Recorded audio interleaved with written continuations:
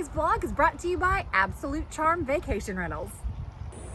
Hello, people of the internet. I know I haven't had a whole lot of painting stuff going on because I have been literally waiting on paint to dry. This is oil-based paint and I forgot to add my dryer to it and it took 3 days to dry. But now we are working into striations and the good stuff. So I'm gonna show you all how I do that. So before us, a door. So I have my paint, and inside of my fun little concoction, I have Japan dryer, which if I had used the Japan dryer on everything earlier, we would have done this a couple days ago, but alas.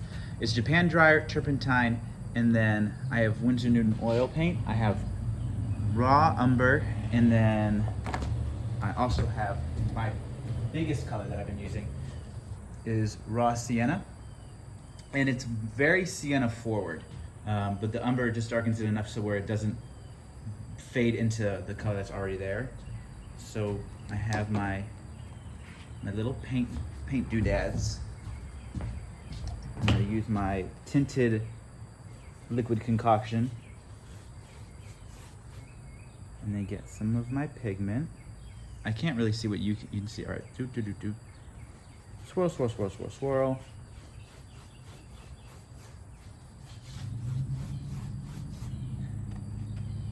A little more of this, a little more of this. Very, very scientific, mathematical things going on here today. And that's as much pigment. I don't even need that much pigment. This might be too much. I might have to take some away, but just go up and down, back and forth to really try and get it nice and even. Maybe some swirls. I don't know. Do however you want to get it. Just make sure you distribute that pigment as evenly as you can across the whole thing. And I'm going to go like this. I need a little bit more up there.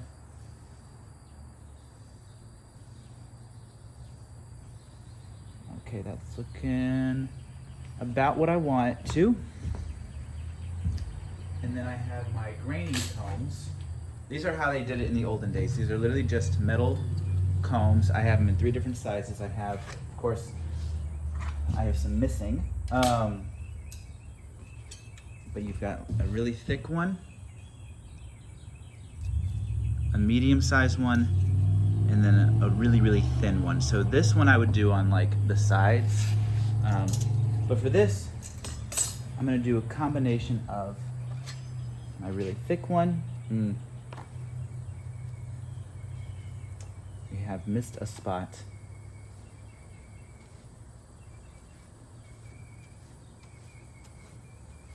Just go back over it all. Yeah, it really needs to get up in there. Boop, boop, boop. And since the wood is running up and down, my last one is gonna be up and down, so it's not fighting against itself. Put this right here, take our comb, do a little bit of this, and then I'm gonna wipe it off. Because if too much paint gets built up on the comb, it's not gonna give us a nice line. And then take this little guy and do a slightly smaller grain, and I like that. I think that looks good. And our very scientific tool that I use for striations are none other than these Q-tips. Now I like these because they have this little, this little point, so it allows the line to go from being really thick to being really thin. So something like, let's see, I'm actually gonna go from the other side. Wow.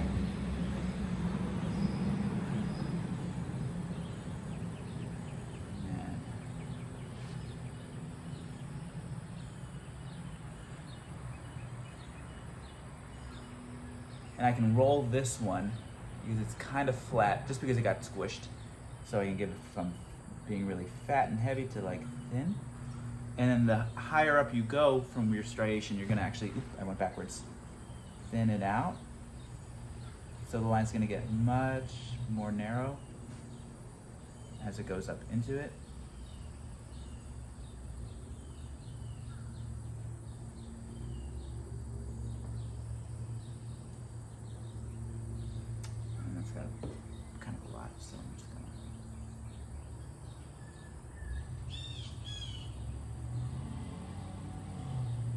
And you can break up your lines.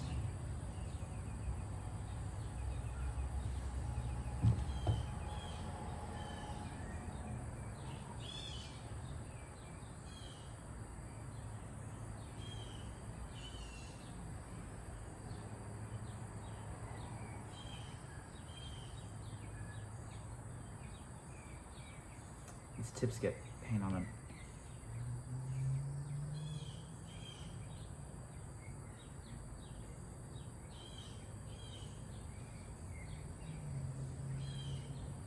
And I went pretty heavy on the striations on this one, I think because I'm on camera.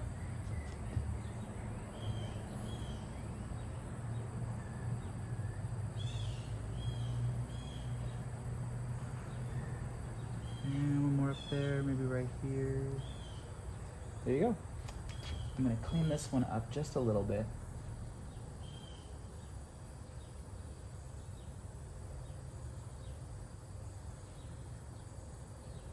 Yeah. Yep. All right. And that is how you get that golden oak with striations. He's at it. Waving the white flag. You surrender to the door? No. Evidently there's big happenings today. Look it! Oh. Oh my god! Ooh, look how very door-like. Gosh. Austin, that is gorgeous. Are you pleased with it? Good. Good. Stunning. Look it. What a smart boy. I try. What's happening, Kevin? We're going over the bridge for the first time since there was a runaway barge that ran into the supports for the bridge. And we are going to really hope that no one finds this phone and finds this video and says, this was their last video. They were laughingly going over the bridge that the barge ran into. This car's going to go slow. Well, should we tell him that going slow isn't going to keep the bridge from falling down? And this car's going to go fast. I know. I'm like, let's get over it. Yeah, let's get done. But they shut the bridge down for, I don't know, maybe probably just 4 or 5 hours. I'm going to say not long enough is how I feel about it. I feel they didn't shut the bridge down long enough. I think they were able to assess the damage value. And came back. I just really don't feel like it was soon enough for MDOT to get out here and look at the bridge and be like, yeah, you good, you fine. Yeah. I don't know. There are things in Mississippi that I trust and things in Mississippi that I don't trust. It's just like the bridge in Over Little troubled Rock. waters? Oh, okay. No, the bridge in Little Rock that they said, this bridge is falling down, we've got to replace it. And then they went to blow it up like 20 times before they finally got it. It's fourth explosion down. of dynamite. But let's not forget, that bridge was built in 1929. That bridge was built when things were good. What year was this bridge built? Not 1929. I don't know what it was. And you can look at it and see it's not an old bridge. Well, it's fun. We made it! We made it. We live! You better slow down, not get a ticket now, though. Okay, bye. So we just dropped off our baby. That's what I feel like a little bit. Our little baby. A little baby Mantle. Baby Mantle. So the 1830s, 40s, 50s, we're still not entirely sure when the Greek revivaling of the Instead of Hope happened, but that black Egyptian marble mantle was all the rage. And we, of course, have 2 of them. And that's the one that kind of fell off the wall one day, just was detached from the wall entirely. We took it apart, mysteriously broke once, and then it mysteriously broke again. So it is broken. And that we realized, again, you have to be smart enough to know when you could do something, but it would be better to let a professional do it. So we took it to our friends at J&J Stone, Melissa and J&J Stone. She's amazing. And they have a guy there who has done some work for us on other historic marble pieces that we had, just polishing, making them, I don't want to say look like new, but look like they did when they were first produced. And we kind of felt like that was the best place for them to go, right, Kevin? Yeah, it's an important mantle. It needs to look right. It needs to fit together perfectly. And they, I don't know how they do it, but they make it where you can't even tell it was ever broken. So yes, that's what we need. And so part of the reason, I want to be clear, marble should not break that easily. Marble, normally you can lay it on the floor and you can stand on it and it should be fine. Part of what has happened is that this marble has been exposed to extremely high temperatures, which It was in a kiln. It was in a kiln, exactly. For hours it was in a kiln. And remember, the way that we make limestone plaster is that we heat limestone to about this temperature, and then it's easy to grind up into a powdery dust. So this marble has been structurally weakened. We're very, very lucky that either one of these mantles made it through the fire at all. I'll show you, when we get back to the house, I'll show you kind of what happens to marble when it gets too hot, because the mantle shelf of the one in the living room is doing the thing that it does. So, but you can cook marble to dust. And that's kind of what's happening here. So you shouldn't. But you could. But you can. So I'll show you in a little bit. And we're just really trying to save. Yet again, we're really trying to save one of the few pieces that's left in the house that's original. Help us. All right. You have to do a little bit of puzzling to put it together. Well, right now all the joints fit. Huh? Right now all the joints fit. There's one little piece that you'll have to find in there. I've seen your guys do miracle work. Yeah, they do.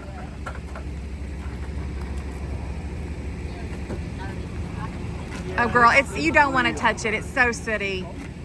Soot. You went through a fire. You don't have to have Dawn. I was gonna say you only need some Dawn dishwashing soap to get it off of you. It's bad. So we're back at J&J Stone, and we've brought the mantle from the dining room because it got broken again.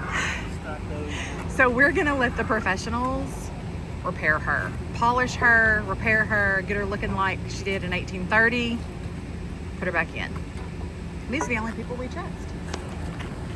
J&J Stone and Flooring. Because we know they'll do it right, won't you? We'll try. That's all we can ask is for a try. So this is what happens to marble when exposed to heat for high periods of time. This is the mantle shelf. Now, I hesitate to show you this because there's a possibility that this is actually scagliola, but I think it's just marble that's been exposed to heat for a long period of time. So watch what happens. I should never be able to do that to marble. Not ever. Not crumble like this. Not just turn to absolute little crunchies. Pick it up. So that's fundamentally what's happened with that one. Let's go out here. We've got guys working in there, and I'm for dang sure not going to tell them to stop so that I can dig up the marble in, please. But that's, I think, what is happening with the other mantle. I think it was heat compromised. So then once we took it off the wall, which it had to come off the wall, it was already cracking. So there was already one crack in the broad shelf before we took it down. That was one of the reasons I wanted to take it down. I was like, hey, I'm going to glue that back together. And then we discovered it had completely detached from the wall. We took it down, took the pieces apart, and I think that just allowed it to start breaking apart. So one of the things I'm hoping they'll do at J&J Stone is not only glue it back together, but put something across the back, some kind of mastic or, what is the tile stuff? Mastic, I guess, basically, to sort of hold it together from the back so that once we mount it, we don't have to worry about it crumbling and falling off the wall at some juncture. Yeah, but what are we going to have to do to fix that one? Don't you think the rest of it, other than the shelf, will be okay? I think as long as we don't take it apart and don't put it under any stress that it's not been under for 200 years, I think as long as we clean it and polish it in place, it'll be fine. That one, we have to replace the entire shelf. I mean, obviously, there's nothing structurally left of the shelf. And I don't know if you could tell, but the entire top of the shelf has burned away. It's all just there's no polished top anymore. The whole top's gone. The top of the top is burned away. It's crumbling. So yeah, we'll have to get a new piece, cut the same size, same width, same depth, same curve, as close as we can to the original. But that, luckily, the tops are just a black granite, so it won't be as hard as if we were trying to match that Egyptian granite. There you go. Yeah. Okay, bye. Are you headed to Natchez for one of our many year-round festivals? Balloon races, music events, Christmas tree lighting, parades, historic home tours, historic cemetery tours, Natchez, Mississippi has so much to offer year round, but we know when you get here, you're going to be looking for an absolute charming place to stay. And that's where we think at Absolute Charm Vacation Rentals, we have just the place for you. Anything from a beautiful, charming southern front porch overlooking the majestic Mississippi River, perfect for sunsets, sunrises, to an intimate, cozy cottage with a private hot tub, pet-friendly places, family-friendly places, and girlfriend, get-out-of-town, getaway places. We have it all at Absolute Charm Vacation Rentals. So we invite you to go to our site, absolutecharm.com/Natchez, and we look forward to seeing you in Natchez, Mississippi real soon. We found a piece in the wild. Well, no, not really. See, this is the thing. Hold on, I want to show it Okay. in the ground. Hold on. Just rained, like I said, and we're walking by and this pops up. Two-sided, probably mid-19th century, willowware of some sort. That would have been probably a teacup, tea bowl. That may even be early 19th century, the way it's shaped and how thin it is. Here's the thing, everybody, you all keep saying, hey, you need to find the privy. And you're not wrong. I'm not saying you're wrong. Find the privy, that's where they used to dump things. But what we have found on this property, every inch, I'm not kidding, every inch of every spot of exposed dirt, I have found some shards. So I don't know why they're dispersed like they are. They just closed their eyes and flung it off the porch. I really feel like they did. We do think there's kind of a place we found when we did some digging that there was a lot that came up, so that may be where the privy was, but we find it everywhere. I think we could set up a dig anywhere on this site and we would find incredible evidence. Again, you have to remember it's been 300 years. Something else we should probably talk about. Might have been a lot of privies here, over 300 years. Yeah, something else we should talk about here is that why there are shards. We got the question on Instagram a long time ago and I answered it, but I haven't answered it here, and I've gotten the question, why is there pottery all in your yard? Remember, commercial trash pickup is a new invention. There are places still all over the place where there's no commercial trash pickup. There's no trash truck that comes by every Thursday and picks your trash up and takes it to a landfill. Up until just a few years ago in many places, and still today in lots of places, people have to take their trash out in the backyard and burn it. They have burn barrels or burn pits. If you live in the country, the trash man doesn't come by. And even in cities, it's one of the reasons why you didn't want to live in the city when this house was built. And you certainly didn't want to live in a place like New York City because people just threw their bedpans, their dead animal carcasses, their food waste out. They just threw it out in the street, away. The closest you got to any kind of like commercial trash pickup was in London. They would have night soil men. And I'm not going to explain what that was on here. You can go look it up because it's disgusting, but thank God they had it. It was their version of a sewer system, but it had to be real people. So they just threw things in the yard that were broken. So I will say we've broken a couple pieces of like Luray pottery and stuff since we've been here, and I have put them in the yard for future excavation. I didn't know that. Leaving my little history in the yard. That's funny. I think Bones has adopted these children. I know. I told you he's being a very good stepfather. With their absentee father and he shares custody for a couple hours in the evenings with their mother. Look at that. Is that Theophilus thistle? I can't tell. Are there white marks on its nose? I don't think so. I can barely see the side of its nose. I think so, just because it looks like it's Oh, bigger. yeah, that looks like Ted. Hey, Ted. As our eyes are rolling back in our head, listening to We Are the World. Listen to We Are. I'm being held against my will, being made to listen to We Are the World. But Lane was going to tell you a little tale about her shirt today. This is how much stress we're under. We get in the car and we drive all the way out to the marble place, and we see our friend Melissa at the marble place. I talk to my friend Melissa and we drop off the Mantle. We get back in the car and Kimmy goes, hey, your shirt's inside out. So then I do the hunker down in the car, turn my shirt right side out, change it in the car. I'm just going to confess it, like all hunkered down, nobody could see me. Put it back on, wear it about 2/3 of the rest of the day, only to discover that it is now on backwards. Which wouldn't be as funny if it weren't a V-neck shirt. That's true. So That's a new way of doing it. just about I'm just at the end of my very, very thin rope. And now I'm being forced to listen to Weird. We're eating some good fajitas. Okay, goodbye. Bye.